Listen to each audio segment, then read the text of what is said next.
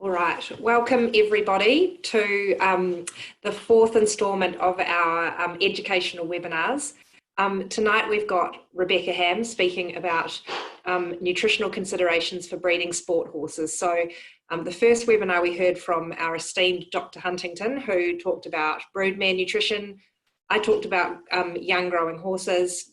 David Nash talked about nutrition for fertility and conception, and so Beck's going to wrap up the breeding webinars with sort of bits from a lot of the other talks, but really with relation to sport horses. So the other talks did focus quite a bit on thoroughbreds. This will be about a lot of different other breeds, so hopefully we have some good interest there. We've also got an exciting special guest. We've got Stephanie George, who's joining us from Saracen Horse Feeds in the UK. She's a nutritionist over there and is one of our partners that we work with, and she's going to be giving us a small insight into some of the considerations they take when formulating feed and managing breeding horses over in the UK and in Europe. So we look forward to hearing from Stephanie at the end of the presentation. So I hope you all got a glass of wine and sitting back and enjoying listening to Beck, who's going to talk about sport horses. Thanks very much, Rebecca. No worries. Okay, so hopefully you guys can all see that. So we're just going to go through, as Clarissa said, a little bit about a little bit of stuff from the previous webinars, but also wrapping it up more so into our sport horse breeds, away from some of our thoroughbreds. So we'll go back and have a little bit of a look at the stuff that Dr. Huntington took us through a few weeks ago now in terms of broodmare nutrition. We'll look at some of the things that Clarissa took us through for the young and growing horse. And then we'll look at some specifics around OCD and developmental orthopedic disease in our warm bloods. And also then we'll jump across and have a chat to Stephanie and then let you guys ask any questions that you might have. So in terms of sport horse broodmares, we're looking at peak fertility at around 6 to 7 years of age, which, you know, for those of us that have these horses, you know, that's not a particularly easy age for us to want to breed with these horses. Usually we're still working with them. So then really we don't want to be breeding with them at this time. We're going to wait till they're probably retired to do more breeding. So really at this point with our sport horses, we do a little bit more AI, ET work than we have discussed in the past with our thoroughbreds. So certainly our recip mares are something that we do need to consider, and we'll talk a little bit about that, but not a huge amount. Certainly fertility starts to decrease at around that 12 to 15 age mark. So certainly even with your recip mares, you do want to get a younger mare if possible. But if you are breeding with your warm bloods or the likes, you know, getting a mare in foal and keeping her in foal is going to be more difficult with age. So the other thing that we typically come up against a little bit with our sport horse breeds, that we don't necessarily see as much in other breeds, is that they, you know, metabolic rate lends them to be very, very good doers. So we may have some metabolic conditions to consider in there. PPID if we are not just exclusively dealing with the older horse, but certainly metabolic syndrome and insulin dysregulation is not uncommon in these horses. And given the fact that, you know, in Australia, at least, you know, they typically are kept outside, and depending upon where you are in the country, you may have some really, really nice pasture that makes it difficult to manage some of these horses because of their weight issue. So one trap that we sometimes fall into with these horses is we think that they're quite fat, so we don't feed them, and that's not advantageous in these horses, and we'll look at that in just a minute. So we know that foal weight is sort of 9 to 10% of the mare's body weight, Really, really good doers or overweight horses may experience more problems foaling in some instances. And more angular and flex limb deformities are going to be more common. Interestingly enough, in overweight horses or very fat horses, we do typically see lower IgG levels in colostrum. We see a decreased insulin sensitivity in both the mare and foal, and that is problematic not only from the mare's point of view in regulating that for herself to prevent the risks associated with that and laminitis, but also for the foal, as we know that insulin does have a role to play in cartilage formation a little bit as well. We may actually experience decreased milk production in these horses if we do allow them to get too heavy, and that will affect the growth rate of the foal. And of course, the negative things, aside from those, is that she's just costing us potentially more to feed if we are feeding it, her supplementary feed and not just relying on pasture. And she may have that innate risk of laminitis, whether she does or does not have insulin dysregulation or metabolic syndrome. So in terms of nutrition for the broodmare, we really break these down into 3 stages. So, we've got the early broodmare, the late broodmare, and the lactating broodmare. Now, one thing to consider, aside from body condition and any concurrent metabolic disease, is certainly that skeletal health of the foal starts before it's even born. And that's something that's quite, that sometimes people don't necessarily realise, and we'll look at that in a minute as well.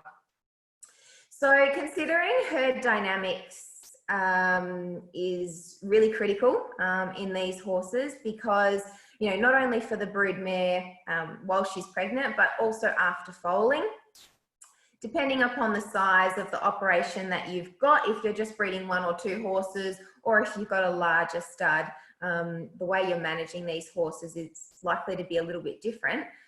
But one thing that you do need to make sure is that she is getting those nutrients that she needs to make sure that each foal is going to be well cared for. So early pregnancy, sort of in the beginning when the mare is first pregnant, sort of up to 5 to 6 months, you really want to avoid overfeeding her at this time, particularly if you do have a horse that's a relatively good doer. So the requirements are the same as a maintenance horse if she's not lactating with another foal at foot. And forage should certainly be the predominant component of the ration, and that will, in some instances, make up pretty much all of the calories that she needs. But under no circumstances does that mean that she's meeting her trace mineral requirements, and we'll look at that in just a moment. So making sure that we're still giving her a balancer pellet or a vitamin and mineral supplement during this time is really, really important. So consider your forage base. So really you need to have a look at what sort of pasture you've got, and ideally get it tested. So what pasture species are you growing? How well are you, how much is actually growing depending upon the year and the season? And that will actually allow you to work with what you've got on the ground and come up with a bit of a customized nutrition plan to prevent any dietary excess or deficiencies. Because really you need to know, your pasture is your base. So getting that sorted first is probably the best way to go. Like I mentioned, you're going to end up with some seasonal variabilities, not only throughout the year, but it can be, year on year. So what's happening, right now in October, this year is different to what was happening last year and the year before that. So being able to assess for seasonal and yearly differences is a really, really important thing to be able to do. And if you've got pasture tests, that's a really good and effective way of doing that. Certainly keeping records is a great idea as well here, because that will help you to identify, hopefully ahead of time, if there's anything that you need to be thinking about that might rear its ugly head as a bit of a problem. So stocking rate, now obviously we don't want to be overstocking our paddocks and having too many horses on too little pasture. So that's certainly a consideration to have, and once again that is going to change depending upon the year, environmental conditions, drought, water, all of those sorts of things. You also need to be considerate of changes of a horse's intake within different seasons. So when the horse, for example, at the minute, so I'm in Gippsland and I've got plenty of pasture down here at the moment, lots of lush green pasture, but it's very high in moisture. So whilst she might be consuming a lot of grass, she's also consuming a lot of moisture. So you have to actually keep that in mind during different times of the year. And you'll notice when we often refer to forage intake or intake of some description, we refer to it on a dry matter basis. So the moisture content of the grass is important to consider there, particularly if you are feeding out hay, because hay is obviously lower in moisture, but higher in calories potentially for the amount of kilos that your horse is consuming. So obviously we always want to be feeding good quality hay, and the choice of your different types of hays is up to you, depending upon what you've got available to you in the local area, whether you're in Australia, or I know we've got people from sort of around the world joining us. So, you know, you'll have different options available to you. For horses that, or for mares that maybe have concurrent metabolic disease, certainly monitoring weight is going to be a key factor here. So you need to choose your hay source appropriately. Certainly you might be steering clear as much as possible of an oat hay in that sort of situation. And in terms of grass hay, well, grass hay is not just grass hay. So there's lots of different types of grass hay, your ryegrass hays, timothy hays, and even your teff type hays or native hays, you know, depending upon where you are. So you really need to have a good handle on what you've got available to you, and if you're sort of new into the game, or if nutrition's not really your thing but you know you want to get it right, that's where I would probably suggest that you get the assistance of a nutritionist, and ask them the questions to make sure that you're going to get what you need. So then you've got the dilemma or the question of how you're going to feed this out, and once again it's a practical management thing that you need to consider, whether you're going to feed squares or buy in big squares and then, you know, still feed them out manually, or if you're going to use round bales. And certainly not only for your broodmares here, but it does make it very difficult to monitor how much an individual is consuming when we give them round bales in a herd scenario. And for a horse that's maybe carrying a little too much weight, that might be not the best way to go. And certainly for a foal that we want to monitor body weight, sometimes that can be a little bit problematic as well. Now, some regions of the world feed chaff.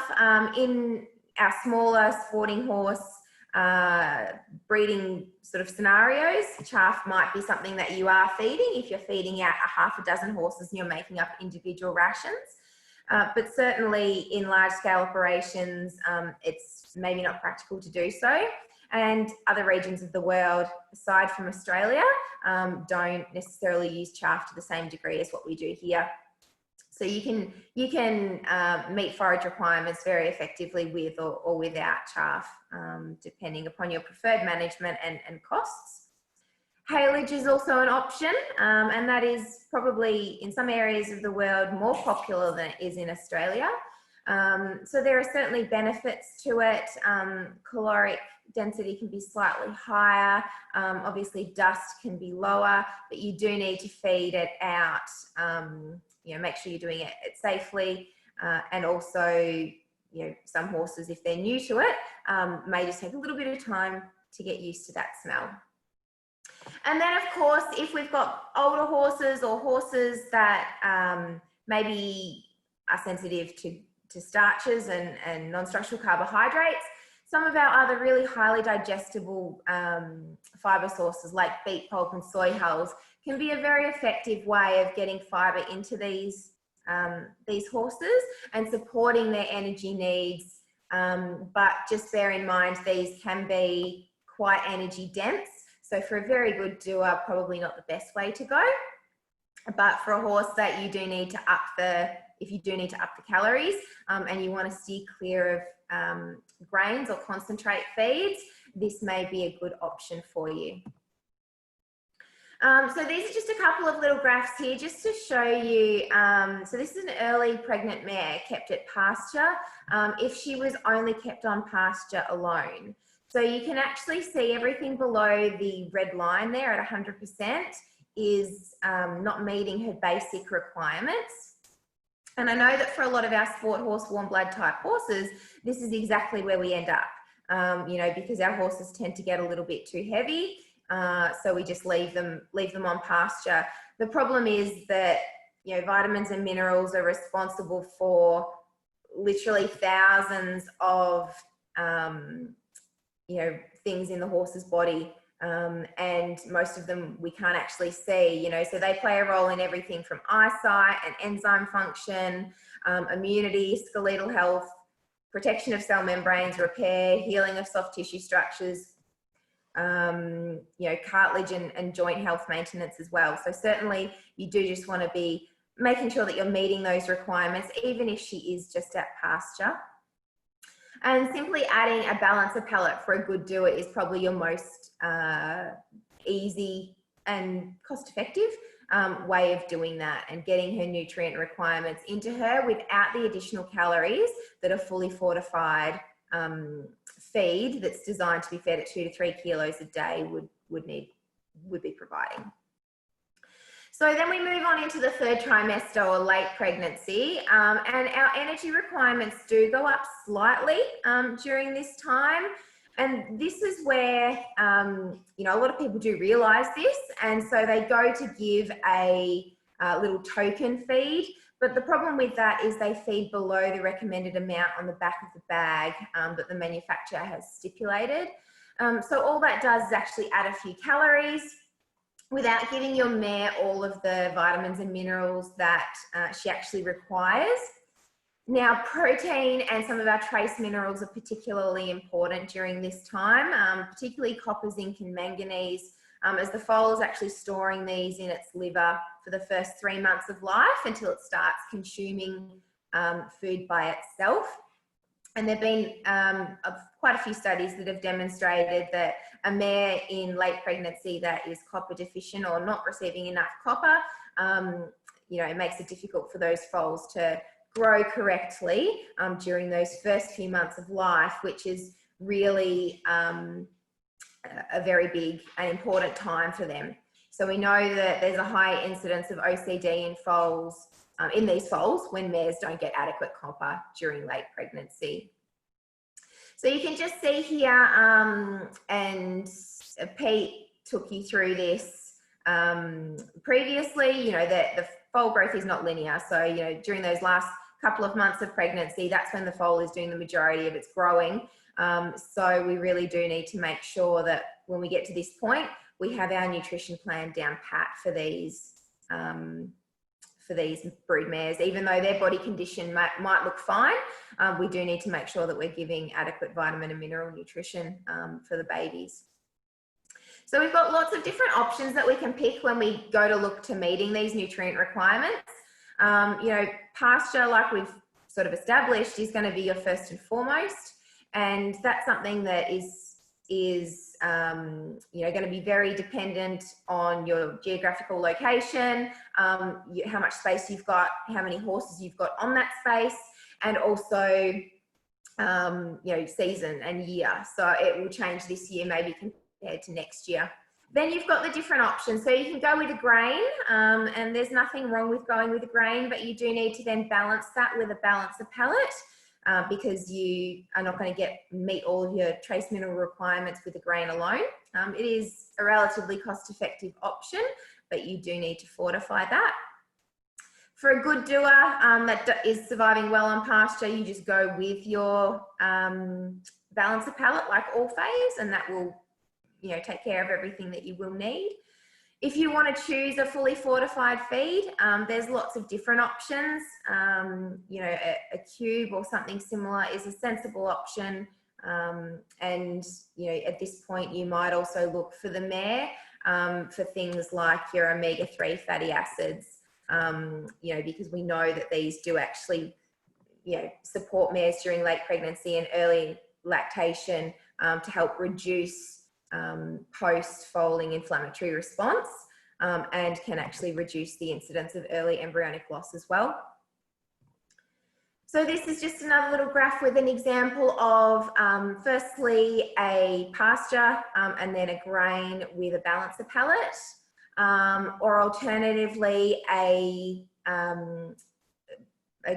pasture with a fully fortified feed fed at the recommended amount on the back of the bag. So you've got numerous options there that you really can choose from.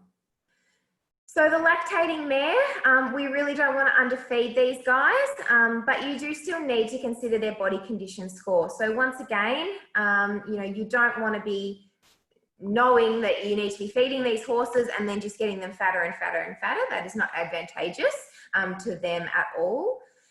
You know, for these mares, they've got the same energy requirements at this point in their life as a working racehorse. So it is a substantial energy burden on them, and they will give away quite a lot of their nutrients and their energy to make sure that foal, or they're producing the best quality milk that they can.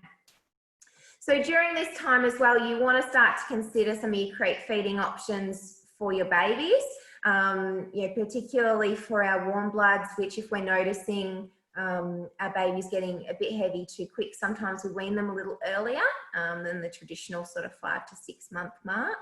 But you know, the key is that these horses are used to eating, or these babies are used to eating something before we take them away from mum. Because remember, we do want this slow, steady, continuous rate of growth, and not a massive shock to the system. All of a sudden they need to be learning to eat something else. Sort of up until 90 days, mum is providing everything that they need, but post that they'll be sort of eating a little bit by themselves anyway. So once again, just another option here for you. You know, picked on a pasture and a breed and grow pellet. So moving on into our babies, and so certainly one of the big questions that, you know, we get is how do we make sure that we grow our horses successfully without, you know, causing problems. There's a lot of myths and wives' tales, I guess, around developmental orthopedic disease. There's a lot of fear around developmental orthopedic disease and a lot of confusion. So I guess the first question that we need to ask, and obviously we need to ask this before, and we know the answer before the foal is born, but certainly once the foal is born, you know, what are we trying to achieve here? Do we have a set goal in mind in terms of time that we need a horse to be ready for?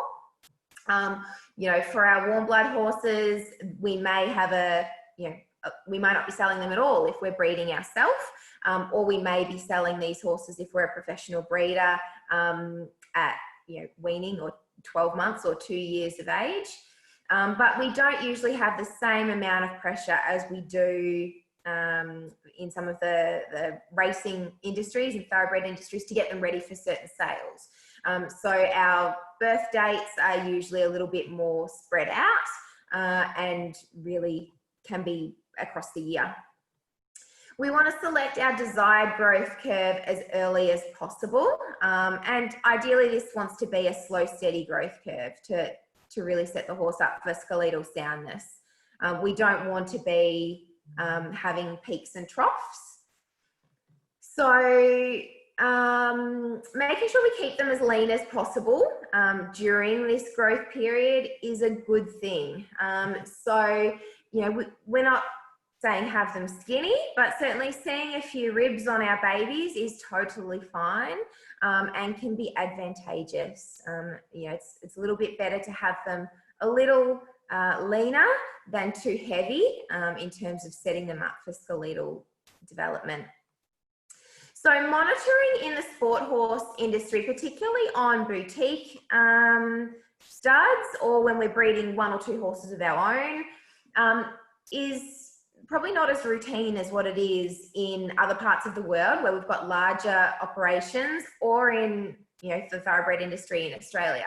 But it is something that's really, really important. You know, scales are the gold standard. It's great if you have this option. However, you might not be able to have that option. So looking to different ways to do it is a really good way to go. So, you know, you can use a weight tape. A weight tape is great, but at a very, very bare minimum, you want to be able to body condition score your horses accurately. So you can there's sort of 2, I guess, body condition score scales that are used around the world. Firstly, the one that's up there now is the Australian scale. And this was actually developed by Pete.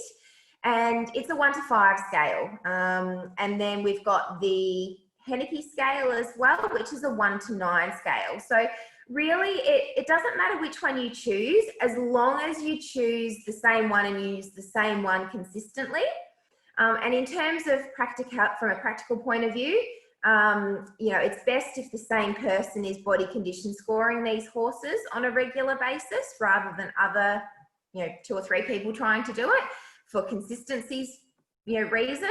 And if you are new to this and you're sort of getting used to it, or if you see these horses every day, you know, maybe taking a bit of a video log or a photo log might just help you to actually track these horses and see what's happening over time.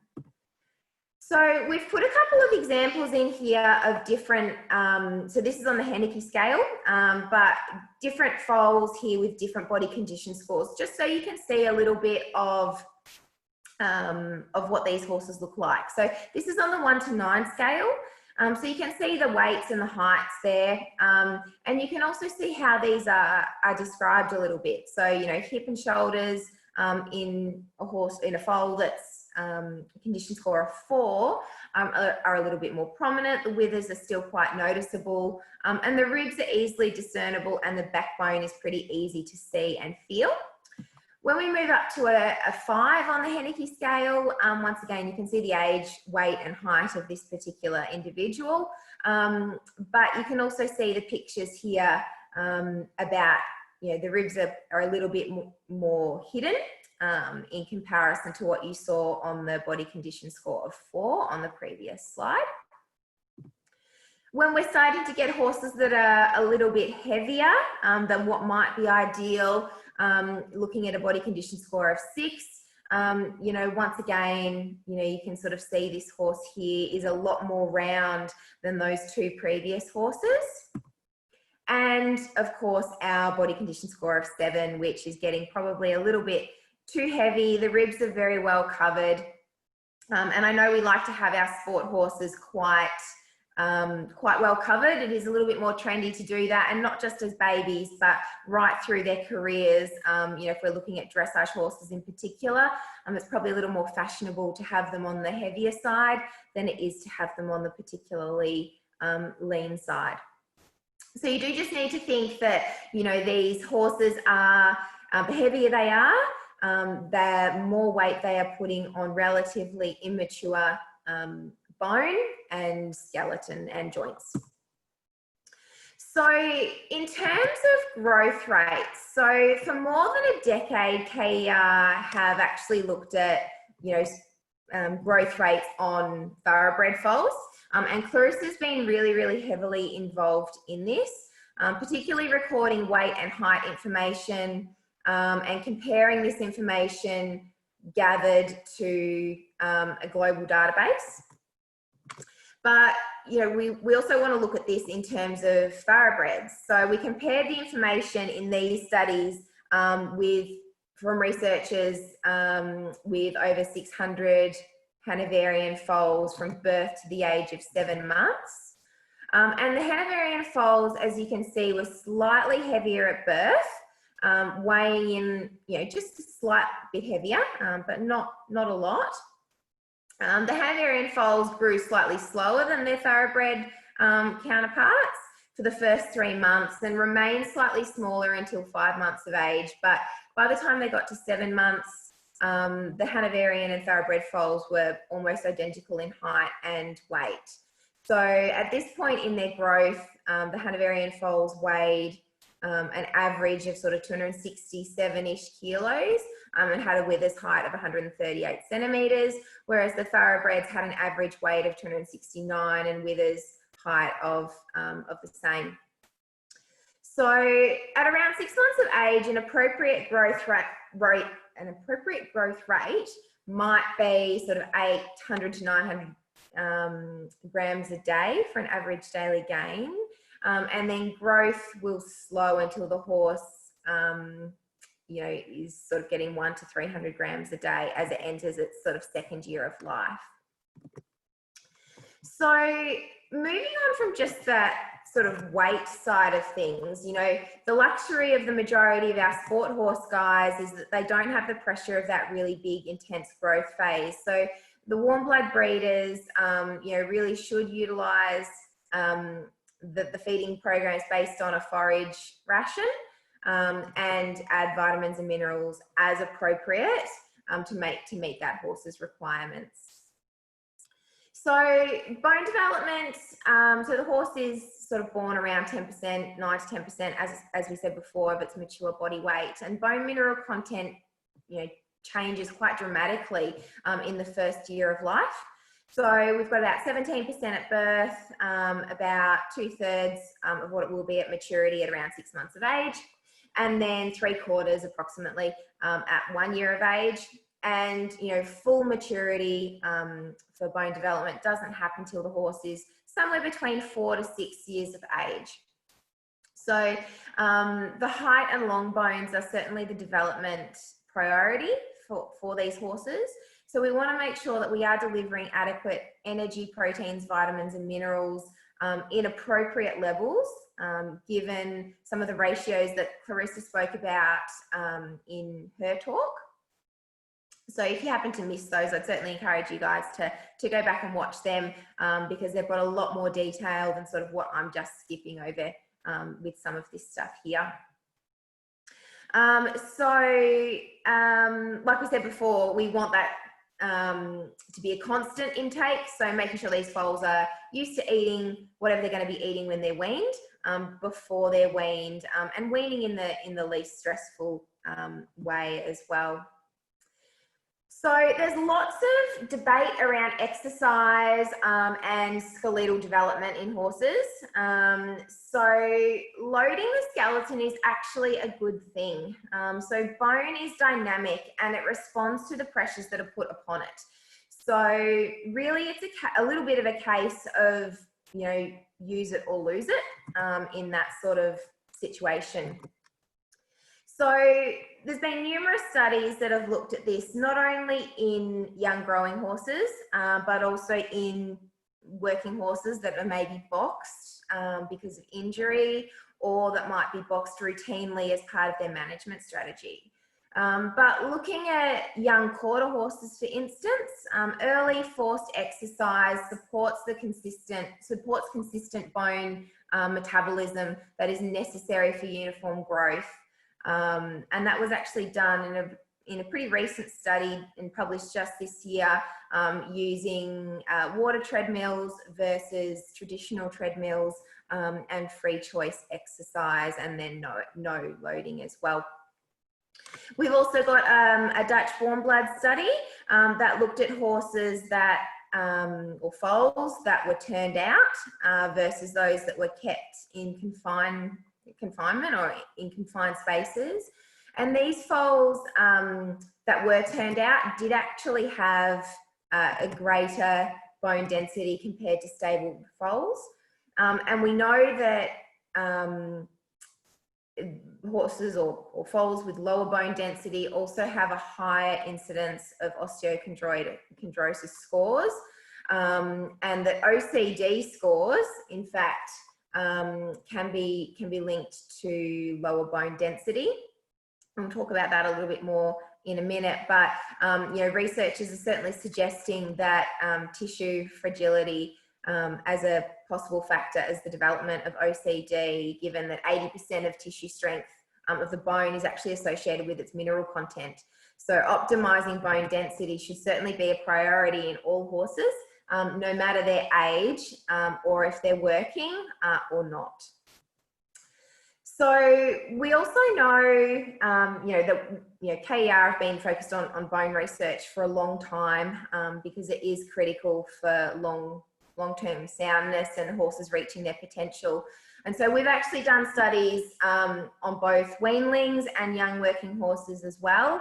You know, a number of years ago, and more recently, just a couple of years ago, when we developed Triactin, which is certainly advantageous for horses that are going to be not only working, but perhaps stabled if they've had problems and they're recovering, or if stabling is part of their routine everyday sort of management.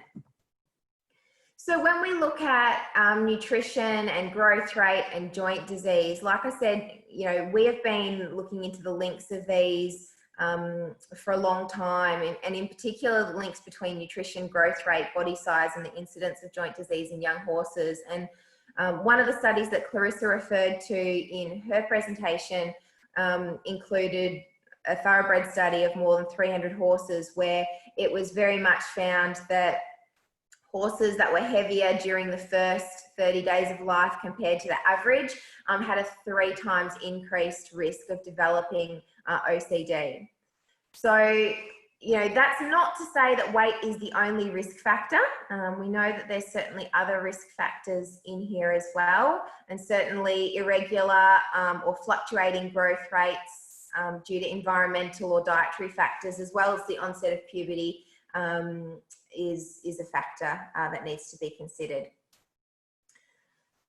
So, like I said before, continually monitoring these horses is advantageous, and there's lots of ways that you can do it, but a program that we have called Grow Track is a really nice way to do it, and helps us also to wrap it into a diet analysis point of view, so that we can continue to look at, in some instances, the general population of growth rates of a particular breed in a certain area, but also looking at your own farm's growth rates year on year, and of course individual monitoring as well, so that we can get early intervention if we are starting to see these problems come along. So certainly if you're not monitoring at the moment, it's something that I would encourage you to consider starting. Firesitis, we're not really going to spend very much time on it at all, because Clarissa did a really nice job of this in her presentation. But it is just something to not be frightened of, but rather, you've got to address it. You're much better off addressing it, fixing the diet, reducing the amount of calories that horse is consuming. But it's critical to keep that trace mineral or vitamin and mineral in general nutrition up to these horses, because they are still growing, but we just need to slow down some of the energy that they're taking in. So OCD, so once again, we've spoken a little bit about this in previous webinars, but particularly a lot of warm blood breeders and owners of young horses can be a little bit worried by this, and sometimes we don't pick these up quite as early as what we do in thoroughbreds and standardbreds, because we're not doing the same level of survey and sale radiographs as what we do in those other breeds. So sometimes we're not noticing these in our warm blood horses and other breeds as well until they're a little bit older, and sometimes we're seeing clinical signs. So that's something to certainly just consider there a little bit as well. Now, like I said, OCD has lots of risk factors. So not all of them are nutrition. So I've just put a little bit of a list up here about the non-nutritional risk factors of OCD. We're not necessarily going to go through these, but it is important to note them if you are breeding horses, because it is going to be something that you need to consider. Not all problems necessarily stem from what you're feeding the horse. And, you know, there, in terms of when nutrition is playing a role in OCD, some of the reasons that might be the case is inadequate trace mineral intake from late pregnancy, like we touched on before with that copper study. Potentially zinc toxicity, you know, high glycemic feeding of weanlings that can lead to hyperinsulinemia, and high phosphorus intake or an inverted calcium to phosphorus ratio in weanlings. And that can be potentially problematic if you don't know what species of pasture you're grazing on, which is why I sort of said at the beginning of the presentation that it's really beneficial to have a pasture analysis so you know what you're dealing with, and then you can correct anything that you need to through supplementary nutrition. And then, of course, we've got the excess energy going into these young horses, making them potentially heavier as well. So just a little visual representation for those of you that are a little bit more visual in comparison to just reading words. So all of these factors can play a role, and depending upon what other factors are playing a role in an individual, you know, it may be, the horse may be more sensitive to certain risk factors. So just talking very, very briefly on genetics and OCD, not to talk in too much detail on this, but just something that, you know, this is one of the fields that, or one of the things that we get questions on a lot is people ask always about genetics and OCD. And researchers at the University of Minnesota have attempted to pinpoint some of the genes involved in OCD development using something that we call as SNP chips. So this was actually done using North American standard bred horses, almost 500 of them that were well known to have OCD in their hocks. And the study actually confirmed that a large number of genes contribute to OCD, making it polygenic or a complex disease, which explains why it's so challenging to actually eradicate in our populations.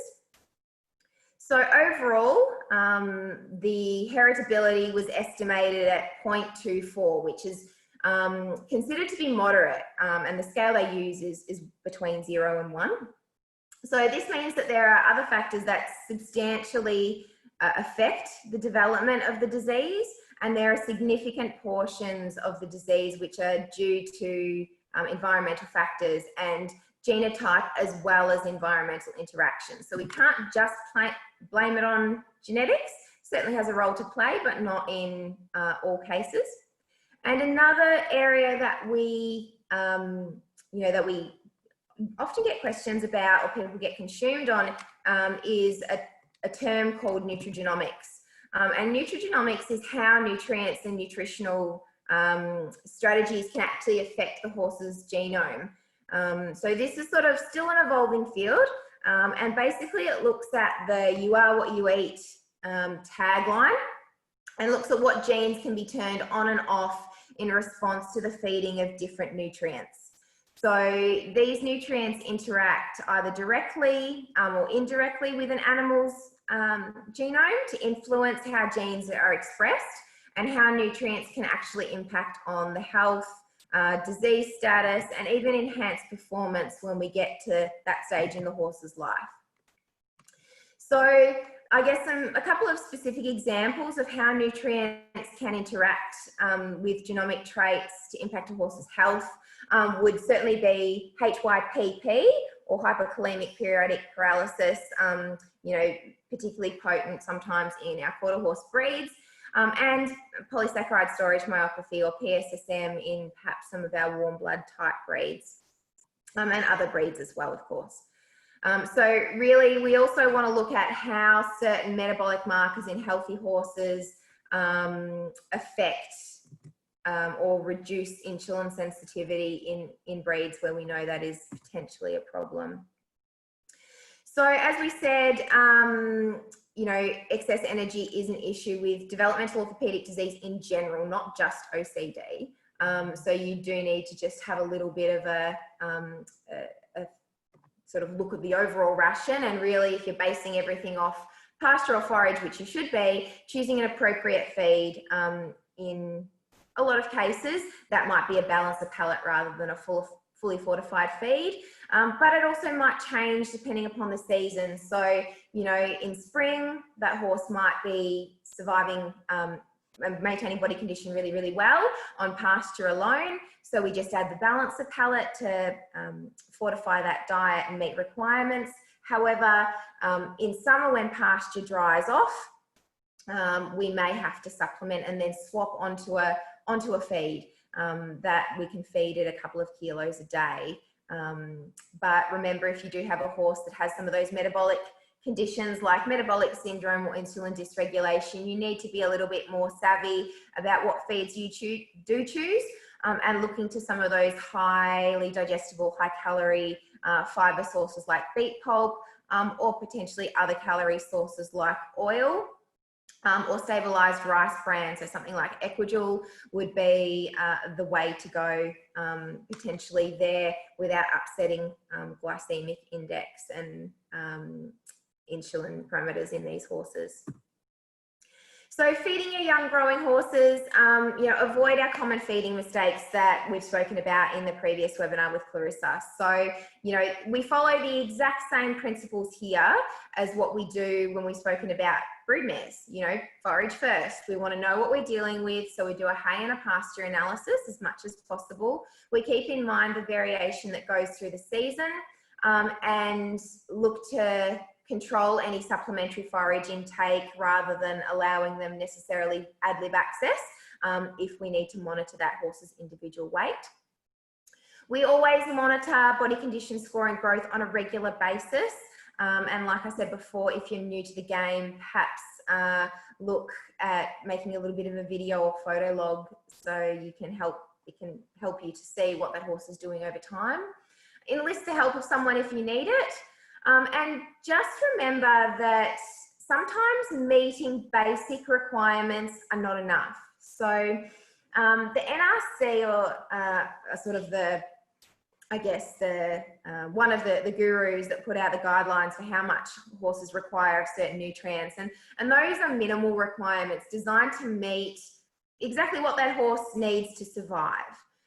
Whereas for many, many years, Kentucky Equine Research have researched and worked on optimal nutrient levels and nutrient intakes. And this actually helps to grow the horse most effectively, you know, with performance in mind, or with, you know, skeletal health in mind. So not all nutrients are different, but you do want to keep up to date with what maybe these optimum or optimal requirements are. Because the NRC guidelines are not updated super duper regularly.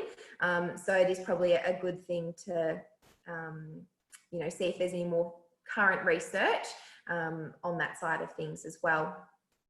So figure out how much or what sort of feed you're going to feed based on how well that horse is meeting its body, you know, and growth requirements off pasture or forage alone.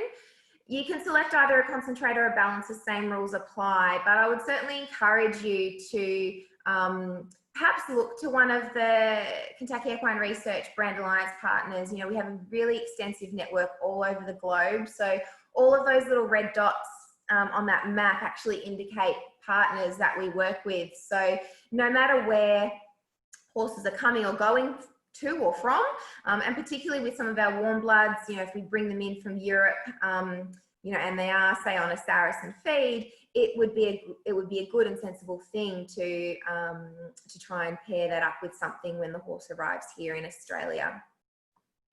Now, only add supplements as required, so they should be filling a gap that you've got in your horse's nutrition. So that should be something that's added on top of something, and certainly make sure these are research proven. It's a very crowded market, and we would certainly advocate for something that's going to be doing the job that you want it to do. So you want something that's research proven with the job that you're asking it to do, with the finished formulation that you're currently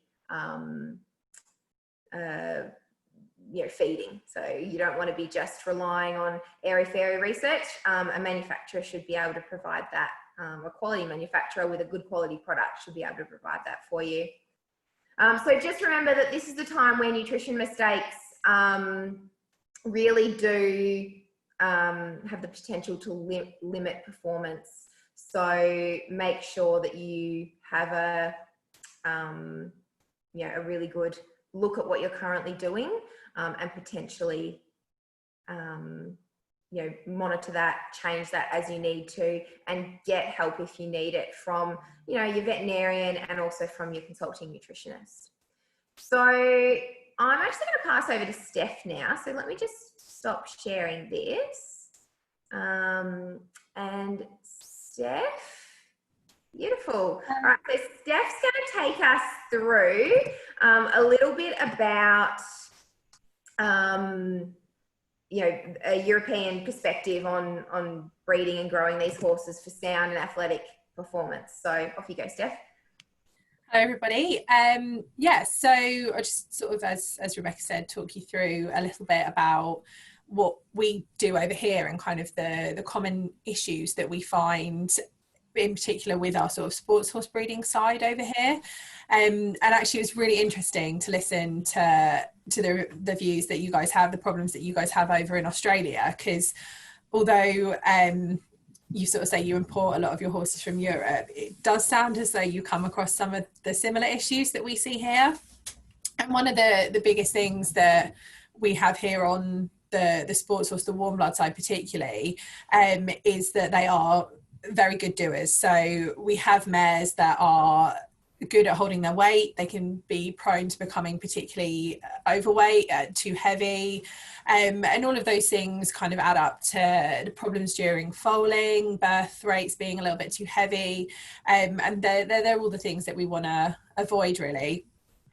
To ensure that we are producing and setting up these foals for a sound performance career, because essentially that's why we do it. We breed them so that they can go out and perform and do really well at the job that they're bred to do really. And because of the issues that we have, over here the pasture is, a lot of it is ex-dairy pasture, so the grass species that are grown were specifically for dairy cows, so very high in energy to produce that milk. But obviously now that a lot of it has been converted to pasture for horses, it's not really the most ideal type of grass species or grass type. So we need to be a little bit careful, particularly during the spring and the summer months, when we try and keep our horses living out as much as possible, that they're not sort of having that huge calorie intake. So we would rely a lot over here on balances, so things like the stud balances. We, through our partnership with Kentucky Equine Research, use their formulations. So we have the Stam 30, which is our stud balancer. It's a balancer pellet, vitamin and mineral pellet, designed to provide a low calorie intake, but ensure that these horses that are potentially living out or are on good quality forage are still receiving the right amount of vitamins, minerals, and those important good quality proteins as well that are required for cell synthesis, muscle development, everything like that. There are incidences where you will find mares, and particularly some young stock, that will require a slightly higher calorie intake. And we have, again, the shared formulations with Kentucky Equine Research, the Level Grow, which is a pellet or a mix. And we would normally pair this with the Stam 30. It would I'd say it's sort of more a rarity that horses would be fed solely on something like the level grow mix or the level grow cubes.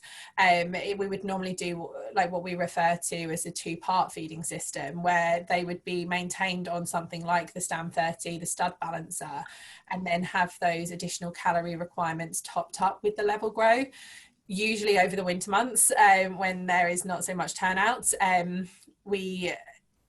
Today is a great example. It's just raining all the time now, so those young horses probably won't be outside as much, so we'd be relying on conserved forages, hay, mainly haylage, and then if needed topping up those extra calorie requirements with things like the level grow on top of the Stam.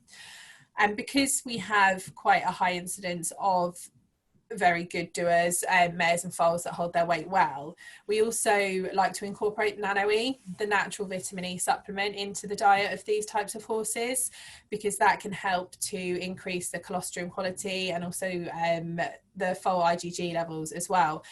So we would often pair the Nano-E with the Stam 30 to ensure that although, you know, the calorie intake is not there, the mare's colostrum quality, the milk quality is still as good as it can be, and that's then being passed on to the foals, you know, rather than just sort of solely relying on things like forage, which again in the UK will not meet all the vitamin and mineral requirements that these horses have. It does really well to meet their calorie requirements, but not a huge sort of range for those vitamins and minerals. We would see a lot of deficiencies, so using those balancer pellets would be really beneficial to them. We have one of our big sort of stud farms, warm blood stud farms that we feed over here, Mount St John, are based up in Yorkshire. So for a period of time in the year, they have really good grazing, plenty of turnout, which is absolutely perfect, but they will experience really hard winters. So they will then go from having a lot of forage, a lot of turnout, grass, pasture, onto relying quite heavily on sort of conserved pastures, forages like the haylage. But even these types of horses would still only be mainly maintained on the stud balancers, and then topped up a little bit with the level grow products. Over here, with the sports horse breeding, it's mainly embryo transfer as well. So what sort of Rebecca was saying earlier, those peak fertility times, for Mount St John, for example, would use horses, younger horses, sort of, between the 6, 7, 8, 9 years old. They would still be out competing, so they need to be sort of nutritionally managed as well as possible to ensure that whilst they're still competing, before the embryos are taken and transferred onto the broodmares, that we're still getting their nutrition correct as well. But yeah, it sort of sounds as though our problems are kind of quite similar to what we see over, what you guys are seeing over in Australia as well. Perfect. Awesome. Thanks so much, Steph. So, yeah, I mean, I think that's probably a really, I think we've got a few questions. So all the rest of the team will jump on as well. But just to sort of wrap up for you guys and give you a little bit of a summary and some sort of key take-home messages. So, you know, really we do want that slow, steady growth, you know, that is combined with optimal nutrition, that will produce the best results and set these horses up for hopefully a long athletic career. We certainly want to base our ration off our forage, and it's sensible to do that based on what you've got access to in your area. But just keep in mind any seasonal variations that, will happen.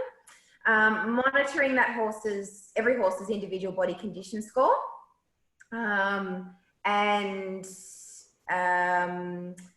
adjusting any supplementary feed accordingly for energy requirements, and certainly selecting reputable products with proven results is a good way. I mean, you don't want to be spending money on things that are not going to be achieving the goals that you want to set out to achieve, and building a relationship not only with your vet but also a nutritionist, you know, that really understands the end goal that you have for your individual horse and that can help you, you know, achieve that in a safe way, is sort of the way to go.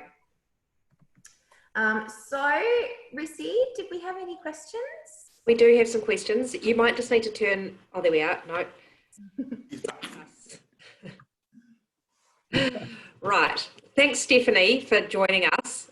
That's just been wonderful to have the insight from the UK as well. That's really, really cool. So I think we do have a question for you, but Beck, there's one from the Zoom chat section that asks, what is the best feed for broodmares near foaling? Near foaling. So once again, so it depends on your individual horse's, condition. So you need to be making sure that they are meeting those everyday requirements, and they've got that elevated requirement at that end of pregnancy. So meeting those requirements, whether it is a balancer palate because the horse is fat enough and doesn't need any additional calories, or if you've got them on a fully fortified feed, as long as you're doing that according to the recommended guidelines on the back of the bag. So there's no one exact answer. Excellent. I've got a question here from France, from Taya Reed, who says, hello, thanks for the presentation. I'm in France and wondering if the Grow Track has growth curves for horses in Europe or with European bloodlines. Thanks in advance. I'll answer that. Grow Track has a lot of reference curves in it, although, of course, the vast majority of data that we have in there is from Thoroughbreds, although we do have European populations of Thoroughbreds in there. So there's some UK and Irish data and some French data for the Thoroughbreds. In terms of other breeds that we have, we've collected data and produced growth curves for quarter horses, warm bloods, which I think the studs we used were Hanoverian studs. So obviously warm blood's a bit of a generic term, but it's a Hanoverian curve.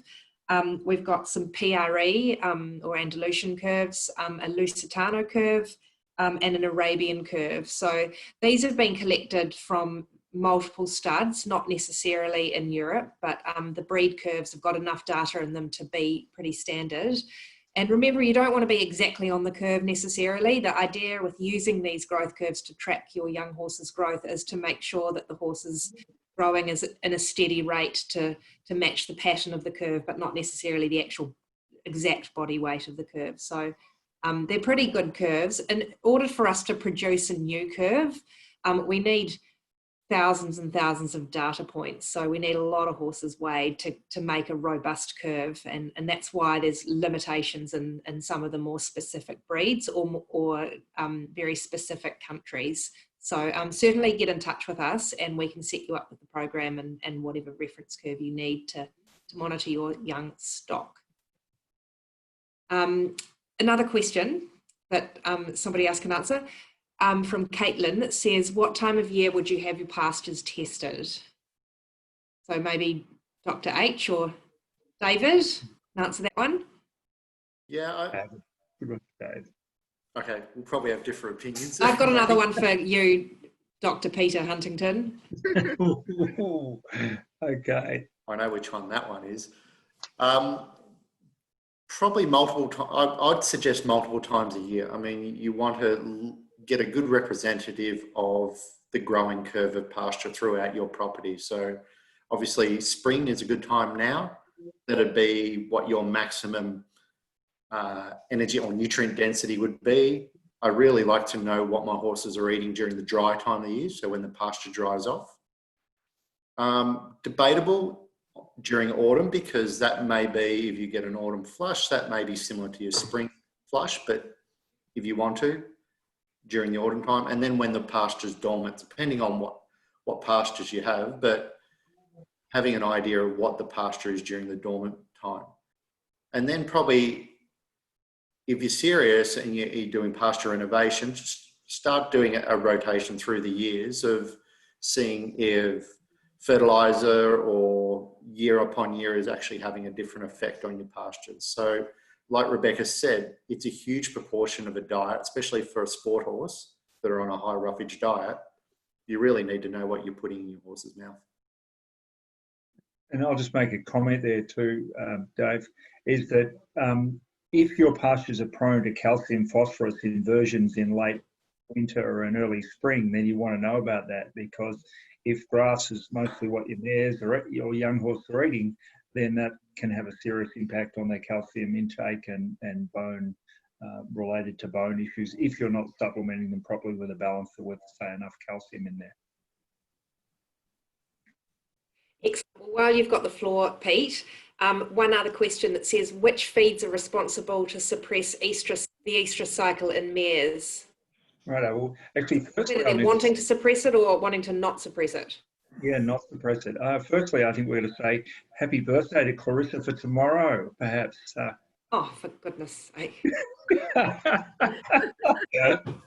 I better get that one out there. Okay, not suppress it. The things that will suppress it most is loss of body condition. So not feeding enough energy and having body condition issues. Obviously, there are seasonal effects on estrus. So horses are long day length breeder.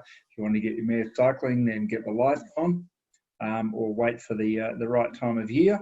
And there are thoughts that there are some phytoestrogens that can have an impact on that you can get from certain types of legumes that can have an impact on cyclicity. So they're probably the major issues. Of course, there's things like fescue that can make a mess at the end of pregnancy,